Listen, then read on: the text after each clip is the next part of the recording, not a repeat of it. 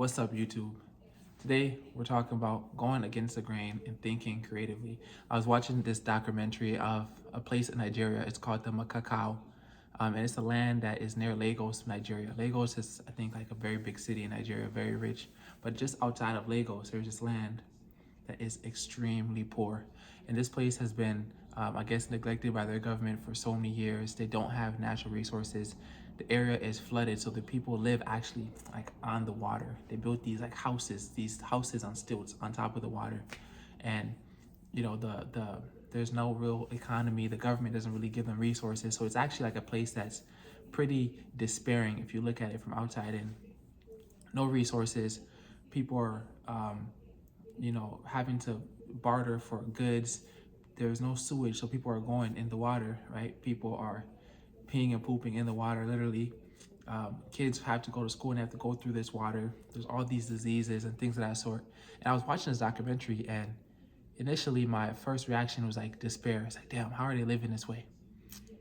But then as you watch the documentary more, you see these little kids, and the adults are sad, but the kids are happy. They're improvising. They're playing games. They're playing soccer. They're creating boats. They're actually trading. They're going to school. And you see both situations. You see the adults are sad with life, with whatever hand was dealt, and the kids are actually accepting that hand and using it, making the best out of it. And then that just got me to thinking about this whole concept of creative problem solving, because in that land, there's only one school. And this school was created by this one person who created a floating school. He said that there's no place for the school because, they don't have land. They're living above the water. So he created a school that floats. And he created some windows to capture the light. And he created this circumstance where like a bunch of kids, maybe 100 kids, can go to school.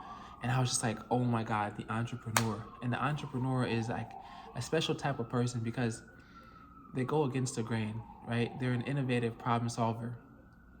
And no matter what circumstance, if you have that entrepreneurial thinking, you can problem solve. Whether you're in the Makoko land where, there's no land, there's no resources, so you have to create a floating school, whether you're in Africa creating a well, or whether you're in China creating a way to trade goods, if you can use this creative problem solving, then you can actually always survive no matter what the environment. And you can actually better people's lives while bettering yourself. Creative problem solving also shows up in terms of medicine. Me being in my last year of medical school, we're faced with this reality of student loans, right? You got to pay back these student loans. And the salary that they pay you is not enough. It's not sufficient to actually tackle this mountain of debt that some people have. Some people have 400,000, 300,000, 200,000, 100,000, but they're making 70K or 50K as residents. There's no way you pay that back, right? Even if you ration in the best way, the math doesn't add up. If you're making 50K, but you have to pay 100K of loans, there's no way you can pay that and actually live. So something that came to me was just like, you have to figure out an alternative source of income. And most people are like, what do you mean alternative source of income? I think it's very comfortable for us to always take these established paths, right? You go to law school, you go to medical school, you go to trade school to get a trade. And these are great paths, right? But there's a cap, there's a salary cap, there's a certain amount that you can make. But if you think about alternative sources, some people invest, but me, I actually think about business. Like, what is a problem that exists out there for a bunch of people, and what can you do to solve that? For myself, one thing that I was always thinking about in going into business was like creating a solution for the younger version of me. So there's many things I face in my life, right? Many issues, many problems, many circumstances that I wish I had answers to.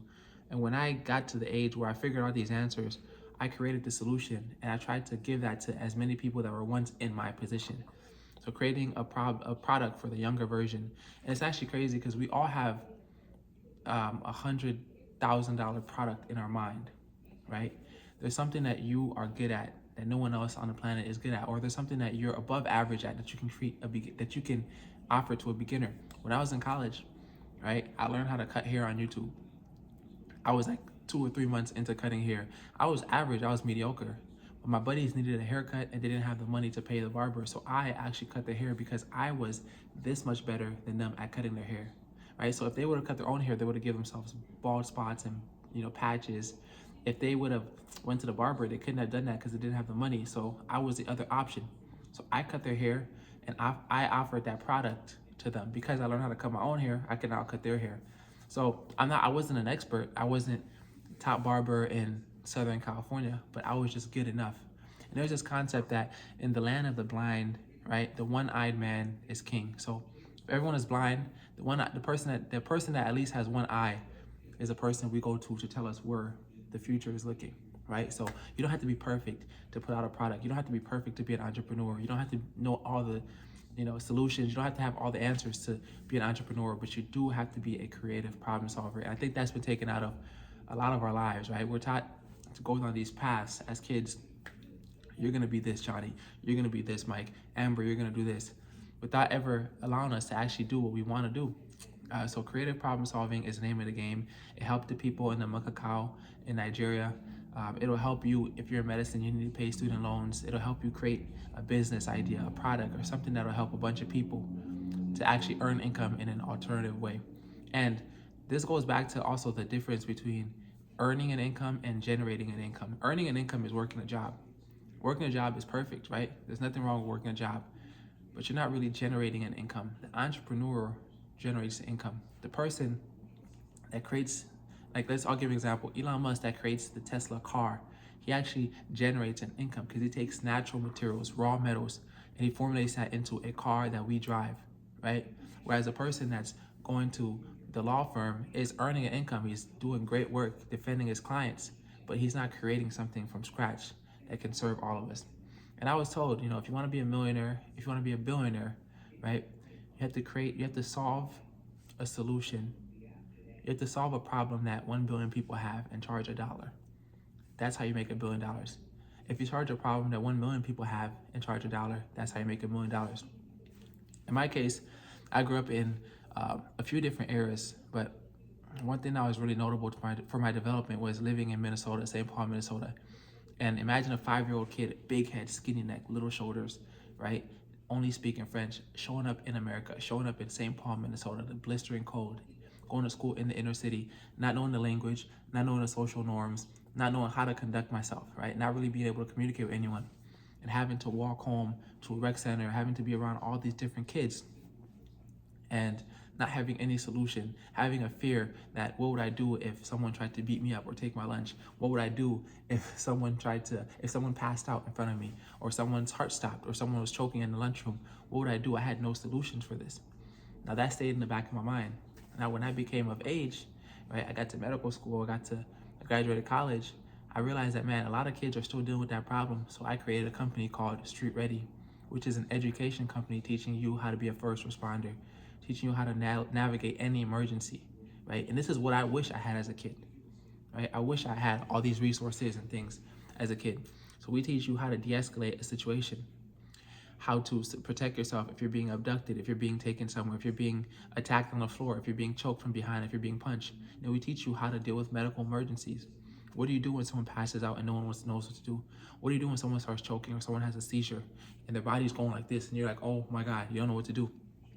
Right? This is what Street Ready does. What do you do when someone's bleeding out? And if you allow this to happen for 2 to 3 more minutes, they can lose so much blood volume that they actually die. How do you respond to that? We actually can give you the skills to save a life, right? And that is what Street Ready is. And that was a problem I decided to solve using creative problem solving.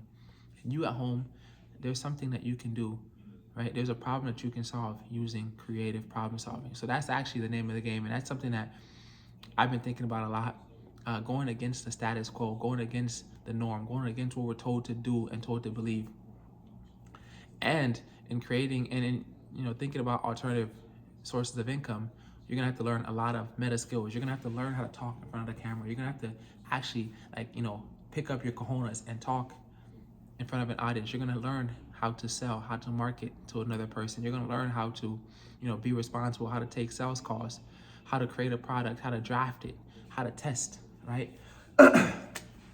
So this is what creative problem solving has done for me, and this is something that I hope more people at home can take, right? Because there's a cap to how much money you can make at a job, but there's no cap to how much money and influence you can make when you create a business or create a product that can help millions of people. And honestly, we're all connected, like consciously, all human beings are connected. So if you can help one person, you actually help yourself. It's crazy. The person that is receiving a gift, right, is equally as happy as a person giving the gift, right? So there's some reciprocity in this world, and I think doing for others in that way helps us all out. Yeah, so I think that's the video. Creative problem solving is the name of the game. Don't be afraid to go against the grain, and trust yourself. Create a solution or a product that you wish you had as a younger person, and that's what I'm doing this year. That's how I'm gonna pay these student loans. That's how I'm gonna, provide for myself and for others, and that's what I hope you can take away from this video. With that being said, see you later.